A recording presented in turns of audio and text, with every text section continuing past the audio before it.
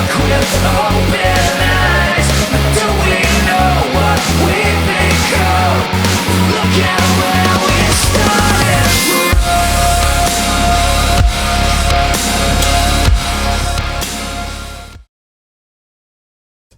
Hello everyone, and welcome to the next episode of Alchemy Answers. I am Donnie, also known as Elevated, joined of course by Jenkins. This is episode 11, and now that we are into double digits, the questions better start getting a little bit better, just because, you know, we're trying to Come on, guys. we're trying They've to been really awful so step far. the I'm game just up kidding. here, and so far all the questions have been absolute trash.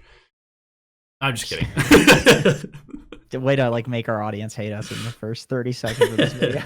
In the last one, I turned everybody against Bowie, and now we're just... Dude, that was most of the comments under that video were like, actually, it was people taking different sides. They're like, wait, I actually really like Bowie, and then the other side of the conversation was like, Bowie sucks, and I was like, for the record, we actually really like Bowie in the comments. But then still, there was 40 more comments disputing I whether watched Bowie's good or not. I watched Bowie's stuff before he was part of Pugner. I had any association with him. I just watched his videos. It's a good breakdown. Anyway, shouldn't advertise another channel. Oh, no, he's not paying us or anything. Oh, whatever. All right.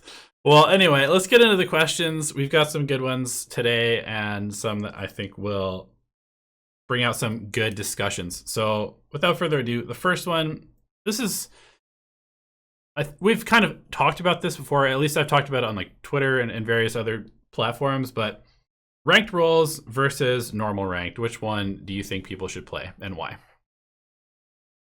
I mean, I wish more people played ranked roles, but at high level Dota, to get a couple of matches in a day, it would take you the entire day of queuing. So it's just not if it was available to everybody, maybe it would work. I wish people queued ranked roles, because I'm making a video about this literally right now. It's the unwritten rules of matchmaking, and one of the unwritten rules is on role selection. Role selection is already embedded in the game. It's just in those scenarios where people don't abide by the unwritten rules that you end up with just horrible drafts, and everybody that's reasonable wants those rules to be written. So having that be very literally written in code and enforced would be excellent. But not enough people play it at the high levels of Dota to make it reasonable, unfortunately. So I will answer the question, since I have a slightly different perspective, since I'm not an immortal player. But soon you will be. Hopefully soon enough. I'm on the climb again. But here's the way that I look at it, and this is from my experience of playing a lot of ranked roles during the Battle Pass. I haven't really played it at all since it was added to Dota Plus, but it should be exactly the same experience.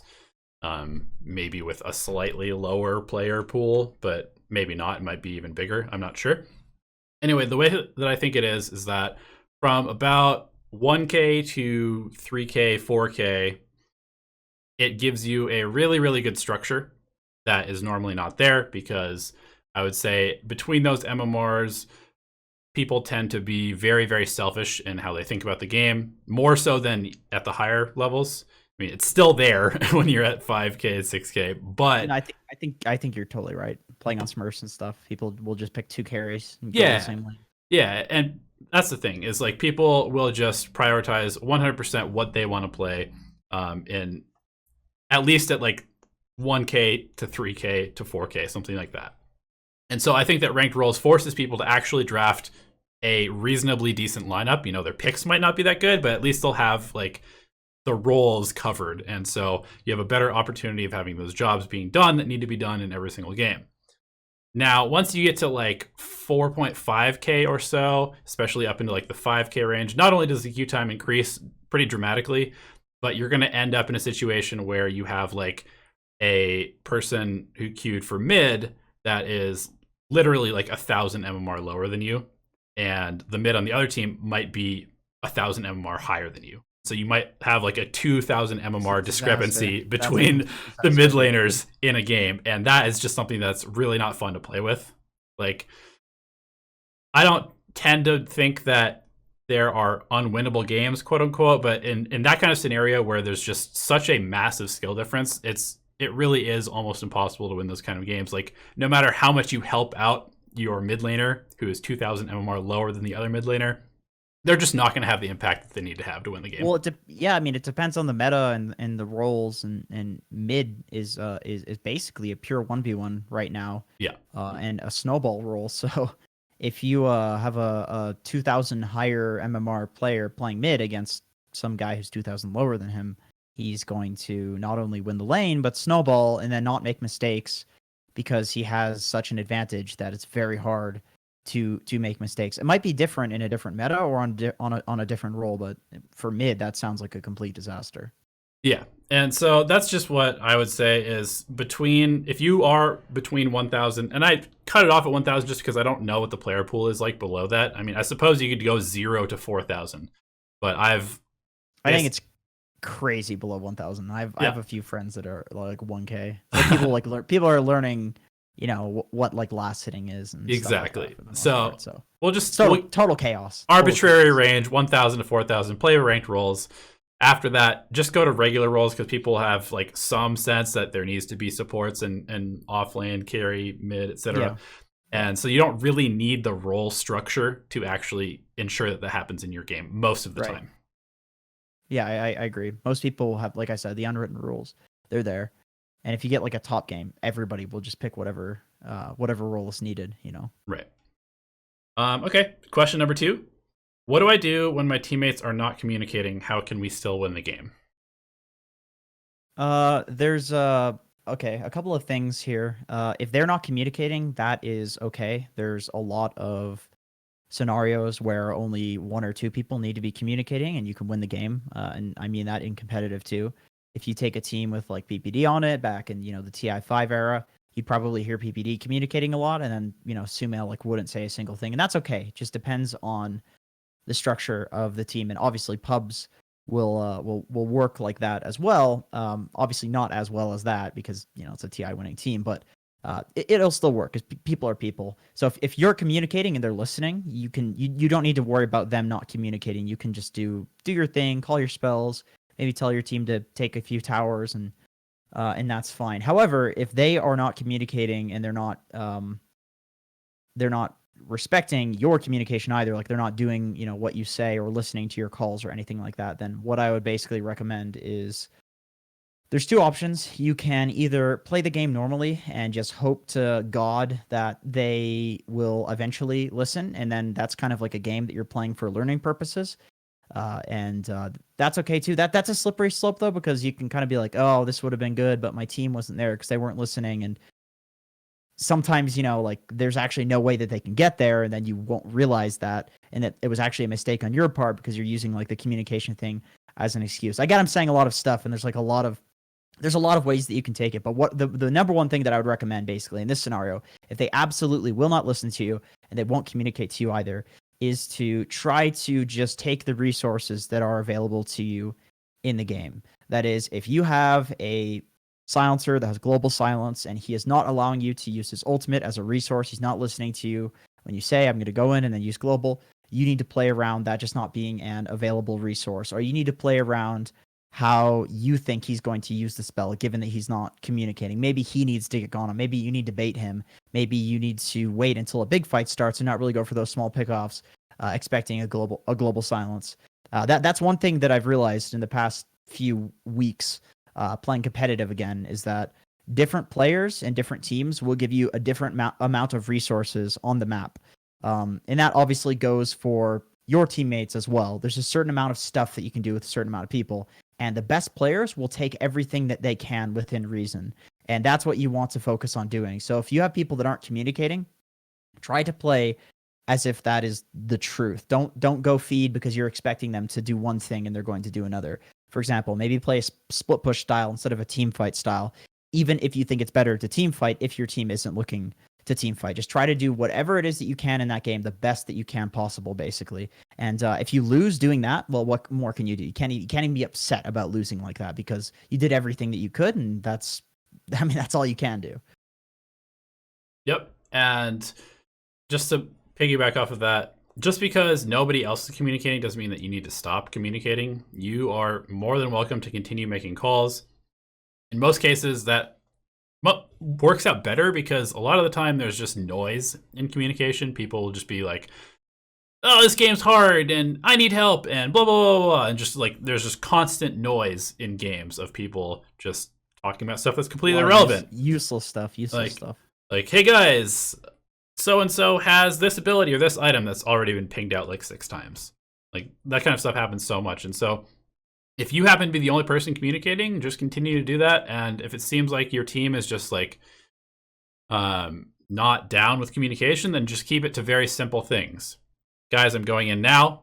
And if they respond to that, then continue to do that. If they don't respond to it, like Jenkins said, just adapt to the situation. You know, like sometimes you're just in a game where people just refuse to listen to calls, and then you just need to play the game differently. It's not like the game's unwinnable, but you have to just realize that saying, I'm going in now, follow me, is not going to work in this game. And then you just have to play differently. And you, like Jenkins said, bait your teammates. Become the counter initiator, even if that's not your job in this game. Like, yeah, you can't be the one initiating if your team's not going to follow up. So you just have to do something different. Yeah, the best players will basically take the resources that are available to them in the game, no matter what. If you watch somebody like Fear play, he'll constantly try to communicate to people like they're TI level players. And then when he realizes their capabilities, he'll act differently. And obviously, Fear is one of the best players that has ever existed. So, you know, he's a pretty good example of how you should communicate. And that's also something that if you do that, if you just like try your hardest, and then if they don't respond to what you're doing, dumb it down a little bit, keep doing that, and maybe just ignore somebody if they're just absolutely not communicating. That's a really good way to like absolve yourself of any feelings of anger or anything like that in the game, because it's like, okay, well, I tried my absolute best. The game's not on you. And I think that's a big thing, because it sounds like you're frustrated that people aren't communicating to you. And the frustration that comes from that is arguably worse than the fact that the communication isn't happening, because you are still very capable of winning the game. And that's why if you watch somebody like Fear, he just never gets frustrated, because he does that. He just absolves himself of any blame of the game by playing his absolute best.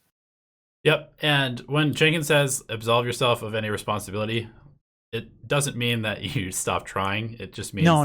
that like you just play your hero to the best of your capabilities, and then you just kind of ignore the results of the game.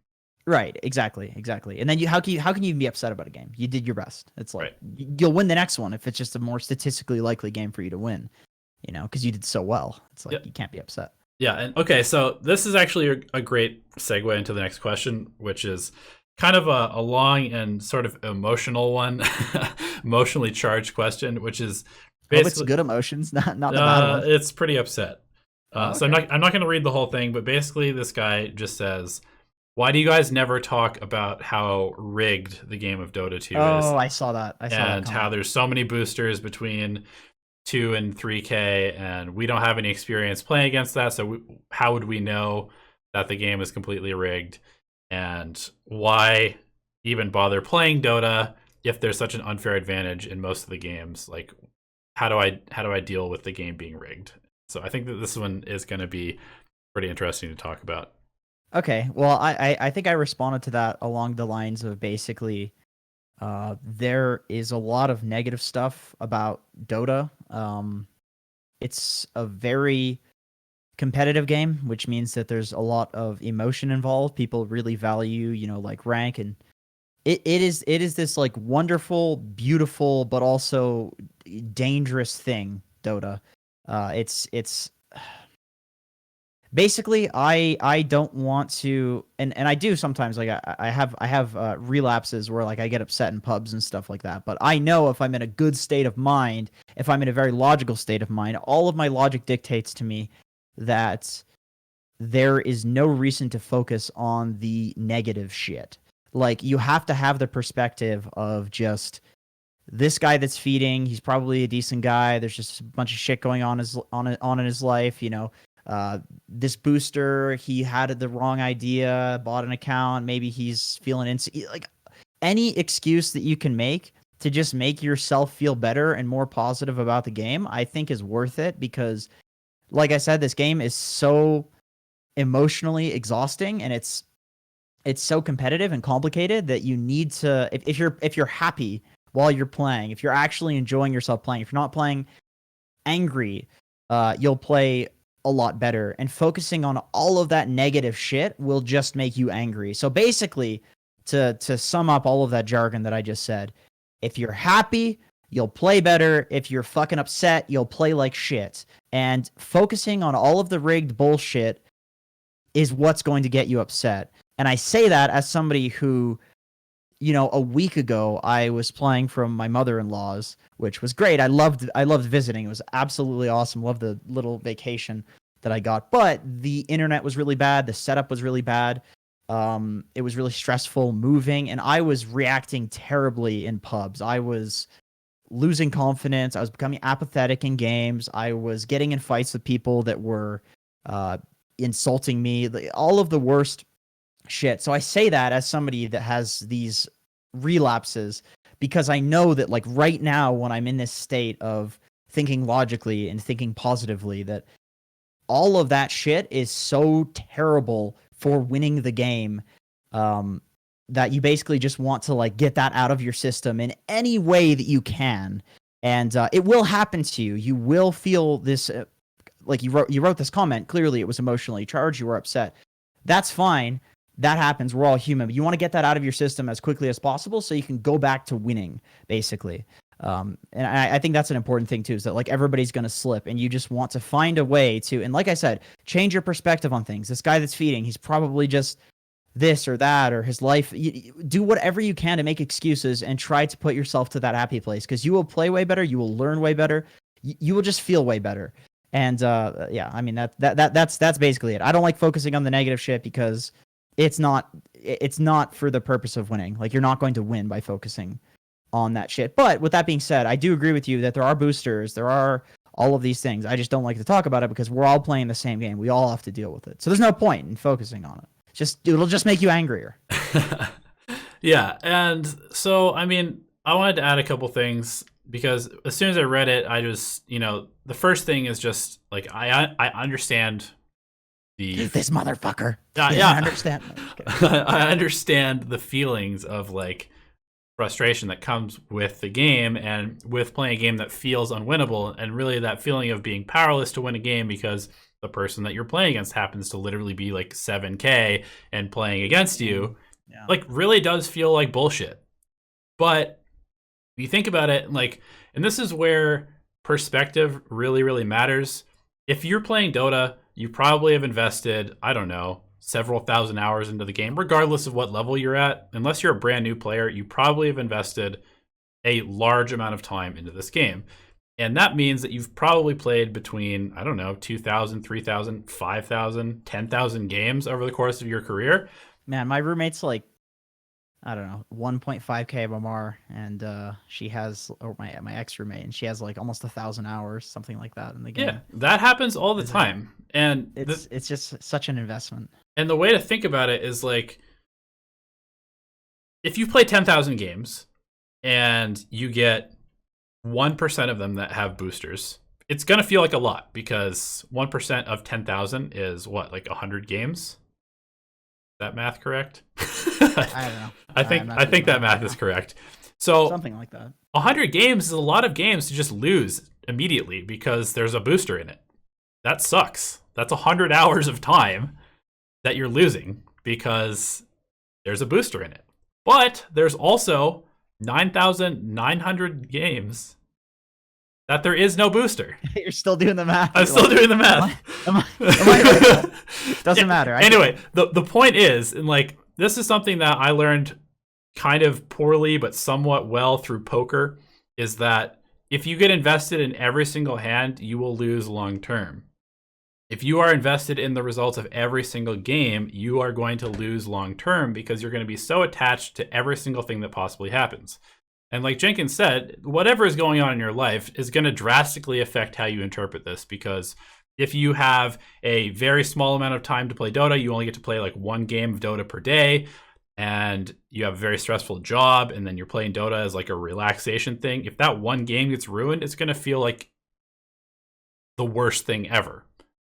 But it's pretty shit. Like, and it sucks, obviously, but you have to have that perspective, because if you, and this has happened to me when Jenkins was going through his losing streak and being all stressed out, I was also going on a big win or losing streak, and I was super stressed out and I didn't feel good about playing the game. And I would get somebody who would like give up at 5 minutes and intentionally feed, and I would lose my shit and yell at them during the pub, and I'd make myself feel somewhat better by doing that, but then I'd feel worse about the fact that I lost my shit. In the short term, yeah, it's like. And the same thing happened today to me, and I just didn't care because today it didn't matter. Like when I get upset because my teammates are feeding or I'm playing against somebody who's clearly a smurf and boosting, if I am in a decent mind state and I'm not like, this game is my only source of happiness for the day, then I'm going to be fine. Or sorry, if that is my mind state, this game is my only source of happiness for the day, and it is ruined by a booster or an intentional feeder or somebody giving up early, then I'm going to be really upset. But if I do other things or I feel like comfortable in the rest of my life and I don't feel like I have to win this game to be happy, then everything's going to be fine. Like it's going to be like, fuck, man, that was kind of dumb. Like I just wasted an hour, but it's not going to be like, I hate myself and I hate this game and I hate that person. And that's a really, really big difference that will make a large amount of difference in both your happiness in your life and in Dota in general. And so really what it comes down to is like, be in touch with your motivation for playing the game and have an understanding that it is just one game of Dota, and you are likely going to play several hundred, several thousand more games of Dota. So that one game that was ruined, maybe it happens to you once or twice a month. Maybe it happens every week, depending on how much you're playing. It's going to happen. It's going to happen to everybody. It's going to happen to the other team when the booster's on your team. I was going to say, actually, that's one thing that helps me is that I think about it like, oh, that's the game that I was supposed to lose today. You know, that's the game that was unwinnable. I did well in it, so imagine how I'm going to do in these games that I'm destined to win, that I have a higher chance of winning. Because, you know, you'll get good teams, you'll get bad teams. Yep. So if you think about it like that, it's just like, well, I mean, statistically, I mean, our TZ doesn't have a 100% win rate. Exactly. That's the biggest thing, is we all want to win every single game, but it's just statistically impossible. It's impossible. It's impossible. And like, I get it. We all get it. We all want to win all of the games, but nobody does. And so if you can just accept that, you still want to try as hard as you possibly can in every game. Because if you can steal a couple of those games that were really hard to win, that's how your MMR goes up. It's very simple. If you can just steal a couple of those games that are very hard to win, then your MMR goes up. Yeah, I mean, even if you can just do well in them, you can just think like, oh, wow, that was a really hard game. I must be really on point today. Yep. And then the games that are like 50-50, you'll win those because you played so well in the game that was like 30-70, you know, in terms of percentage chance to win to percentage chance to lose.